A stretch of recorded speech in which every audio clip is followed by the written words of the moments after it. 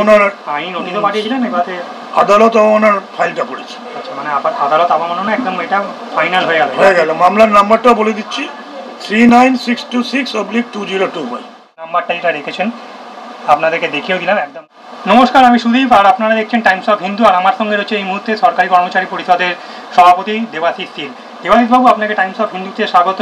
তো আপনার সঙ্গে আমার নেক্সট মানে লাস্ট যে ইন্টারভিউটা হয়েছে তাতে আপনারা বলেছিলেন সরকারকে একটা 15 দিনের আপনারা সময় দিয়েছেন কন্টেম্প পিটিশন ফাইল করার জন্য, কারণ আপনার নোটিশ অলরেডি মুখ্য সচিব আর অর্থ সচিবকে পাঠিয়েছিলেন।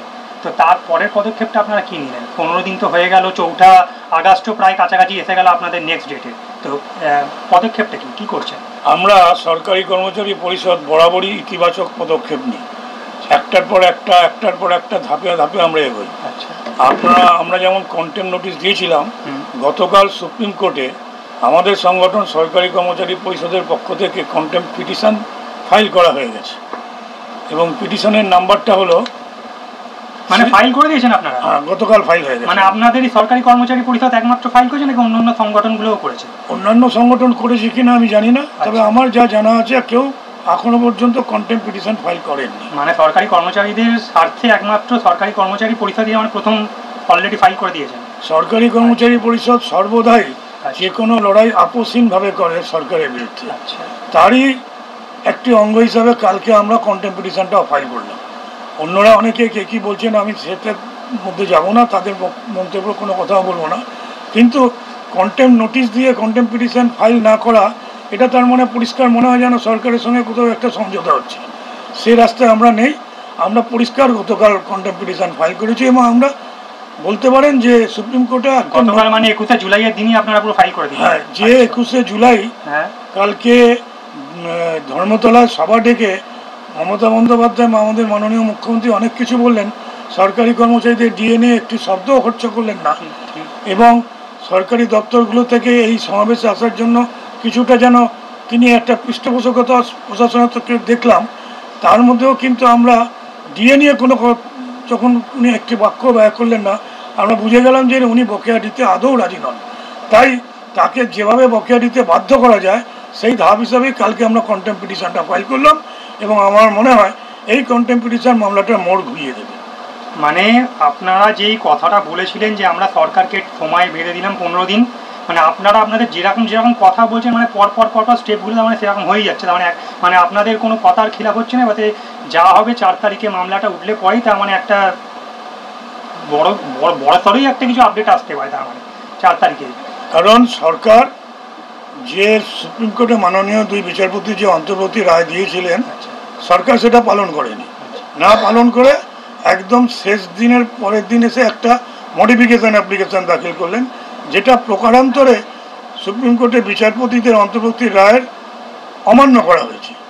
পরিষ্কারভাবে এর মধ্যে কন্টেম্পটা পরিষ্কারভাবে বহাল থাকছে এবং এটা আমাদের দিল্লির মাননীয় অ্যাডভোকেট অন রেকর্ড উদ্দাম মুখোপাধ্যায় মহাশয়ের সঙ্গে আমাদের সিনিয়র ব্যারিস্টারদের কথা হয়েছে, আপনারা জানেন সবই, সেগুলো বলেওছি এবং তাতে কন্টেম্প পিটিশনটা দাখিল করাটা আমরা মনে করেছি যথার্থ হবে এবং আমরা সেটা কাল করেছি। আমরা একটা ছোট্ট প্রশ্ন, কন্টেম্প পিটিশন যেটা করছেন এটা কি ডাইরেক্ট মানে মুখ্যমন্ত্রীকে না অন্য কাউকে, মানে না এই পিটিশনটা কাকে মানে না এই কোনো যেমন নোটিশটা যেমন অর্থ সচিব বা অর্থমন্ত্রী বা এইসব যেমন আপনারা করেছিলেন, তো এই পিটিশনটা কাকে? কোনো সরকারের বিরুদ্ধে কোনো মামলা করতে গেলে সরকারের যারা সংশ্লিষ্ট আধিকারিক থাকে, আমলা থাকে, তাদের বলতে হয়।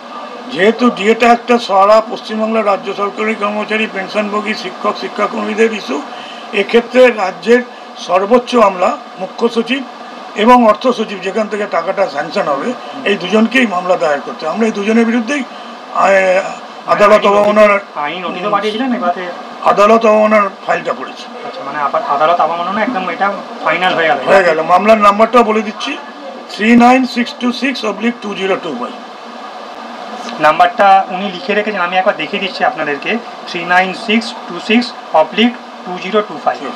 এই আমি একবার দেখিয়ে দিচ্ছি, উনি মামলা কেসের নাম্বারটা এটা রেখেছেন, আপনাদেরকে দেখিয়েও দিলাম একদম, উনি ডায়েরির নাম্বার নোট করে রেখেছেন, এটাও রইল সামনে।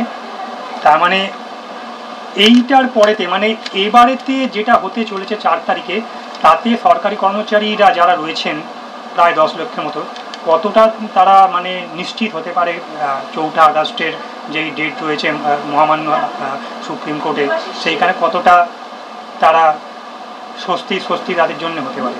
আমার তো ধারণা, এতদিনের মামলা চালানোর অভিজ্ঞতা থেকে, অতীতেও আমরা অনেক মামলা করেছি, পরিষ্কারভাবে সুপ্রিম কোর্ট সরকারের মডিফিকেশন অ্যাপ্লিকেশনটাকে ভালো চোখে নেবেন না। তারা পরিষ্কার বুঝলেন যে আমাদেরও মান্যতা দিতে চাইছে না এই সরকার। ফলে সেক্ষেত্রে আপনার ওদের মডিফিকেশন অ্যাপ্লিকেশনটা সুপ্রিম কোর্ট গ্রাহ্য করবে বলে আমাদের ধারণা নয়। আমাদের বিশ্বাস রাজ্য সরকারের মডিফিকেশন অ্যাপ্লিকেশন বাতিল হয়ে যাবে, খারিজ করে দেবে, তখন কন্টেম্পট পিটিশনটাই তো থাকবে। মানে আপনার আপনার যে ইন্টারভিউ, তাতে আপনি একটা কথা খুব প্রাসঙ্গিক, মানে কথাটা ছোট্ট কিন্তু খুব প্রাসঙ্গিক একটা কথা আপনি যে সরকার খাদের কিনারায় দাঁড়িয়ে আছে, আপনি এটা উল্লেখ করেছিলেন এই কথাটা।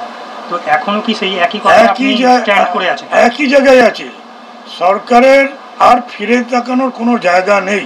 দেশের সর্বোচ্চ আদালতের রায় যখন আমাদের প্রাথমিকভাবে অনুকূলে গেছে, এ রায়টা আমাদের পক্ষেই যাবে। পুরো বকেয়া ডিএর পঞ্চম বেতন কমিশন রোপা 2009-এ দিতেই হবে। এবং সুপ্রিম কোর্টকে আমার মনে হয় সরকারি মডিফিকেশন অ্যাপ্লিকেশন করে আরও বেশি বাধ্য করাবেন, মানে সুপ্রিম কোর্ট আরও বেশি দৃঢ় প্রতিজ্ঞ হবেন যে বকেয়া ডিএর রায়টা পুরো মানে বকেয়া যে 25% ছিল, সেই 25% এখন তো এই পার্সেন্টেজটা আরও বেড়ে যাবে, কারণ যেই সময়সীমা দিয়েছিল একটা 1.5 মাসে, সেইটা তো আপনারা পেলেন না। এটা আমার যেটা মনে হয় সুপ্রিম কোর্ট হয়তো শেষবারের মতো সরকারকে বলবে, আমি তোমাকে রিলিফ দেওয়ার জন্য 25% ডিএ দেওয়ার কথা বলেছিলাম, বকেয়া ডিএ তুমি দিলে না, তোমাকে সর্বশেষ আমি হয়তো বড় জোর 14-15 দিন সময় দিচ্ছি, তুমি যদি এর মধ্যে না দাও তাহলে পরিষ্কারভাবে সরকারি কর্মচারী পরিষদের করায় কন্টেম্পট পিটিশনটাই আমি গ্রহণ করে নিলাম, আমি সেই হিসাবে রুল ইস্যু করে দেবো। এবং রুল ইস্যু করলে আগেও যেমন বলেছি, অন্ধ্রের মুখ্য সচিবকে জেলে যেতে হয়েছিল, এখনও মুখ্য সচিব অর্থ সচিবকে বলছি, আপনারা কৃতবিদ্য আমলা, আপনারা প্রশাসন চালাচ্ছেন, একজন মুখ্যমন্ত্রীর ইগোকে, তার জেদকে বজায় রাখতে গিয়ে নিজেদের সর্বনাশ ডেকে আনবেন না। আপনারা এখনও বিবেচনা করুন, বিচক্ষণ হয়ে এই সুপ্রিম কোর্টের রায়টা গিয়ে পরিষ্কার আদালতে দাঁড়িয়ে বলুন যে আমরা এটা মেনে নিচ্ছি, আমরা দিয়ে দিচ্ছি, অন্যথায় আপনাদের বাঁচবার কোনো রাস্তা নেই এবং এই মুখ্যমন্ত্রী আপনাদের বাঁচাবেনও না। পরিষ্কারভাবে আমরা জানিয়ে দিচ্ছি, এরপর যা করবেন আপনারা তার ফল ভোগ করবেন। সরকারের আর পেছন ফিরে তাকানোর রাস্তা নেই এবং এইভাবে চললে, যদি শেষমেশ তো একটা কথাই এরা বলে, এদের কোনো প্রাইস ইন্ডেক্স নেই, এদের কোনো আর কোনো যুক্তি নেই ডিএ না দেওয়ার পেছনে, এরা একটা কথাই আমাদের টাকা নেই, তাহলে সেটাই সরকার সুপ্রিম কোর্টে গিয়ে বলুক যে আমাদের টাকা নেই। তাহলে আপনার কথা অনুযায়ী কেন্দ্রীয় হস্তক্ষেপ, যেটা আপনি একটা ভেবেছেন যে এরকম একটা কিছু হতে পারে, তাহলে কি সেই কেন্দ্রীয় হস্তক্ষেপই হয়ে যেতে পারে কি ডিএ? এটা মোটেই, এই সম্ভাবনাটা মোটেই উড়িয়ে দেওয়া যাচ্ছে না, বরঞ্চ জোরালো হচ্ছে এই সম্ভাবনাটা সরকারের পদক্ষেপ দেখে। ধন্যবাদ।